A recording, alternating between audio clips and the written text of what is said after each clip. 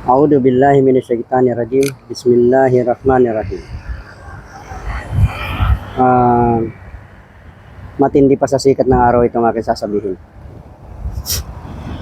Simple lang. Dati rin akong Katoliko tulad ninyo. Naniniwala kay Jesus na siya ang Diyos. Ngunit magbasa-basa po tayo ng Biblia na kung saan si Jesus namatay. Binuhay siya ng Diyos. Pangalawa, si Jesus nananalangin. May Diyos bang nananalangin?